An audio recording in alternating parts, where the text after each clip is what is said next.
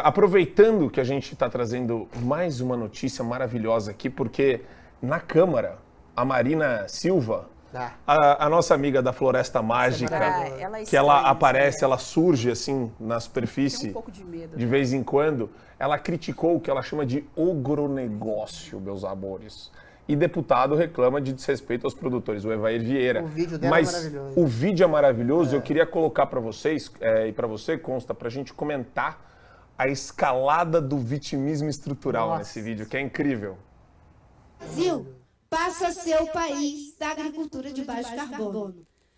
E o governo vai apostar nessa transição para que a gente tire o agronegócio brasileiro da condição de agronegócio. Porque uma boa parte já está fazendo o dever de casa. E a parte que não faz contamina todo o resto. E isso tem sido um prejuízo muito grande para o Brasil, para os investimentos, para fechar acordo do Brasil com o Mercosul. Eu não sei se eu entendi mal, ministro, mas a senhora usou em algum momento a palavra agronegócio. Não sei se eu entendi mal ou se foi... Só para não ficar mal entendido, ele disse que nós temos o agronegócio, temos uma pequena parte que resiste à mudança, que resiste às transformações, que é o agronegócio. Eu quero rechaçar veementemente a expressão que o senhor usou, mesmo para a minoria, está muito feliz, mais uma vez, o senhor usou a expressão infeliz, que vai naturalmente estar na mídia, mas a foi muito feliz, mais uma vez atingiu desrespeitosamente os produtores brasileiros. Mas isso é só para registro, e a senhora vai lacrar naturalmente com esse tema aqui, mas isso foi uma infelicidade. Imagina se nós fizéssemos isso. Desculpe, deputado, mas eu sou uma mulher preta, pobre, que chegou aqui porque ralou muito, não é porque lacrou. Eu usei apenas uma expressão. Só um esforço retórico. Eu sou neto de analfabeto, de imigrantes analfabetos, que participaram da primeira reforma agrária no Brasil. Meu pai saiu recebendo câncer, continua agricultor, um homem semi-analfabeto, que me deu a oportunidade de frequentar a escola à distância. Eu não estudei ao lado da minha casa, com muita dificuldade, fiz faculdade trabalhando na roça, portanto também tenho as minhas convicções, a minha história de vida, com a qual eu tenho muito orgulho, naturalmente. Bem, disputa de vitimização. a gente... o áudio acho que saiu um pouquinho duplicado para a audiência com eco, mas eu imagino que dá para entender aqui, a gente conseguiu entender a escalada, a Geisene estava passando a bola para mim aqui, a escalada estrutural do vitimismo tóxico que corrói a alma dessas pessoas patéticas que querem toda hora provar o caráter delas contando uma história mais triste que a outra. Meu amigo, deixa eu te falar, isso não quer dizer nada. Eu quero saber quais são as suas ações, qual é o seu comportamento, qual é a sua postura no dia a dia, na qualidade de parlamentar. Dane-se a sua história triste e de onde você veio. É o que você faz, é como você age, é quem você é. Porque história inventada, o Lula é o melhor inventor de histórias. O Dino também. Essa pataquada demagógica tem que acabar. E não caiam nisso. A gente está cheio, o Consta trouxe bastante audiência, e muito esquerdista, Consta, entrou aqui no chat, é maravilhoso. E esses caras, eles têm um problema cognitivo. O esquerdista ele tem um problema cognitivo muito sério que ele tem que enfrentar. Seja por meio de um tratamento psiquiátrico, ou ele tem que enfrentar alguns demônios que estão presos na cabeça dele. É um ressentimento familiar, é um ressentimento com a própria vida, que o cara ele busca se justificar perante os outros, atribuindo aos outros a culpa pelo que ele é. Mas, esse é o grande problema. Manda, Consta. Se você me permite só um contraditório aqui. Vai lá, vamos lá. Pelo trecho que nós vimos, eu não fiquei com a impressão de que o parlamentar estava querendo bancar a vítima. Eu fiquei com a impressão de que após a Marina ser pega em mais uma lacração com um trocadilhozinho, um ogro negócio, blá, blá, blá, demonizando ideologicamente toda uma turma de produtores rurais, que ela reputa como atrasados, ruins, malignos. Ele se defendeu mostrando o seguinte: história triste, vir de baixo e não sei o quê, cada um tem a sua. Ele, na minha visão, ele endossou essa sua visão. Ele não entrou numa escalada de vitimização para ver quem ganha mais quesitos como vítima. Eu acho que ele diz assim, Marina, bancar a vítima que teve passado difícil, todo mundo pode ter uma história. Eu sou produtor da roça, estudei à distância e estou aqui defendendo o produtor, o trabalhador. Então, me pareceu isso. Estou tentando ser benevolente. Eu gostei. A discussão saiu do foco do agronegócio. Exato. Ficou parecendo uma disputa de quem era mais... Não, mas quem tirou do foco foi a Marina. Veja, ele fala o seguinte, eu estou aqui veementemente, eu sou contra veementemente a sua fala. Ele estava fazendo uma crítica, ele estava dentro do assunto. Ele estava fazendo uma crítica ao que ela tinha dito a respeito do agronegócio. Sim. Se ela desse ali a tréplica, se ela falasse... Olha, eu tô falando do agronegócio e aí contasse as mentiras da esquerda, que é porque é o que mais faz arroz e tal, ele seguiria nessa linha. Veja bem. Mas aí, como ela é uma identidade chancelada, ela é mulher, ela é negra, ela era pobre. Ela é pobre. Aí, imediatamente, a Marina faz o quê? Ela aciona o bingo da opressão. Não, peraí, eu tô no bingo da opressão. Eu pontuei aqui nessas escalas. Então, não interessa qual que é o meu argumento, não interessa se o meu argumento é baseado numa fantasia que a esquerda fala a respeito do agronegócio, das mentiras que a esquerda fala do agronegócio. Eu tenho a identidade chancelada, então eu, Marina Silva, posso mentir. Eu posso mentir e aí imediatamente eu mudo o foco. Aí sim, o deputado entra e fala, olha, se é tudo isso aí, Marina, se é coitadinha, peraí.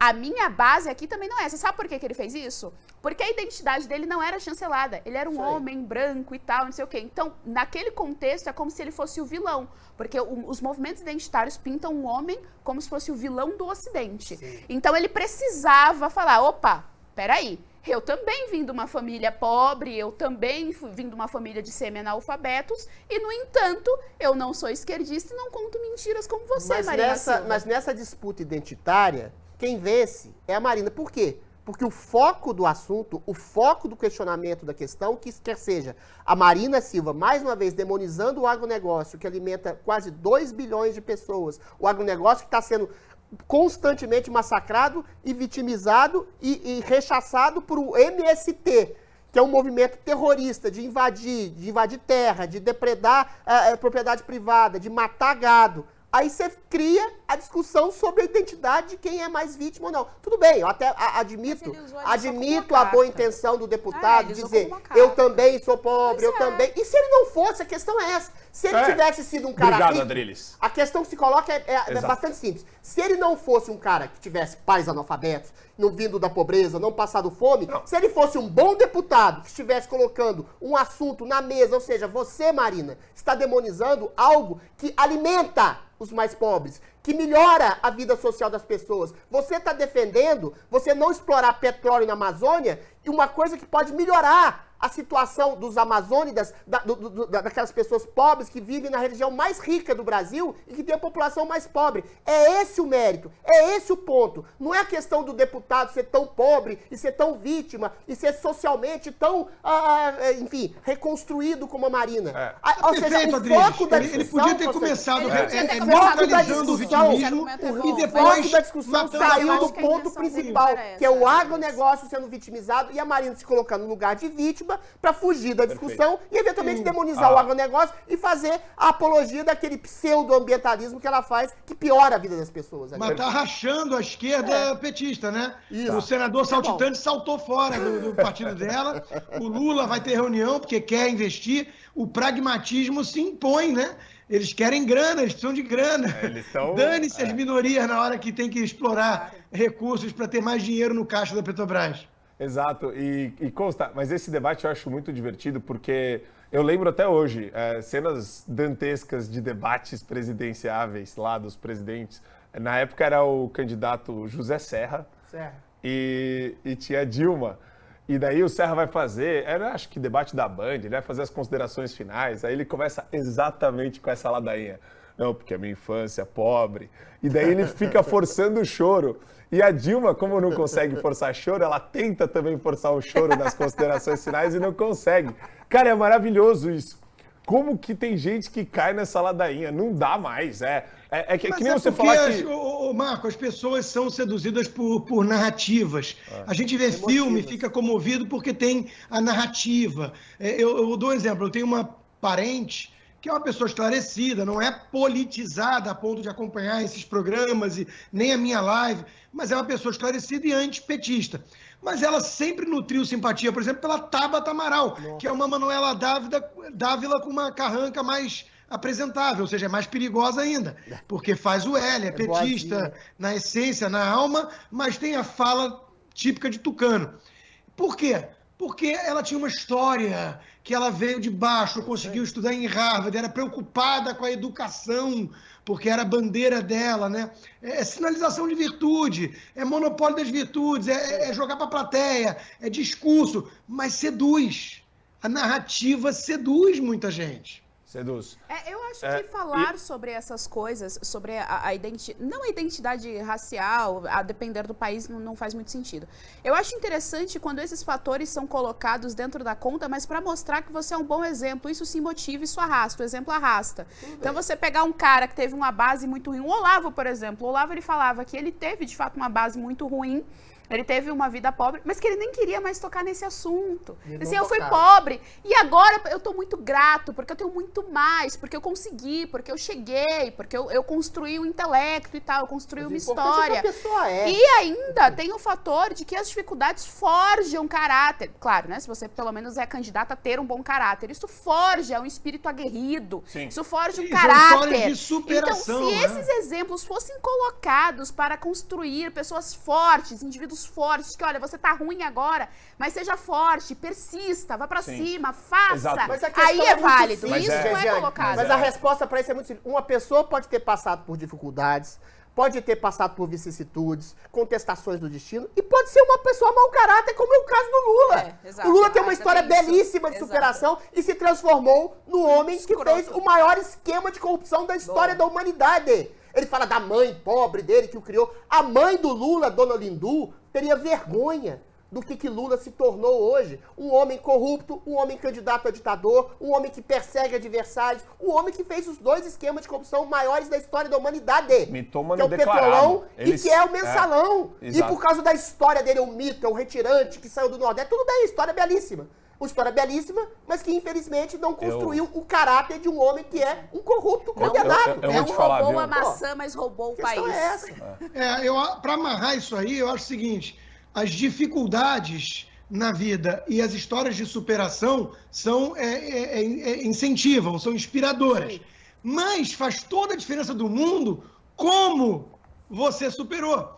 E o que nós temos que parar para pensar é isso. Eu conheço gente que veio muito de baixo, ralou sempre de forma muito honesta, trabalhou, isso é louvável, isso é uma história bonita para se contar. Agora, tem um outro que na dificuldade já viu ali o caminho da malandragem. Vou me dar bem, vou virar caguete aqui dos militares, vou entregar aos amigos sindicalistas, companheiros, vou me dar bem, só quer se dar bem, não importa o que faça, não tem ética.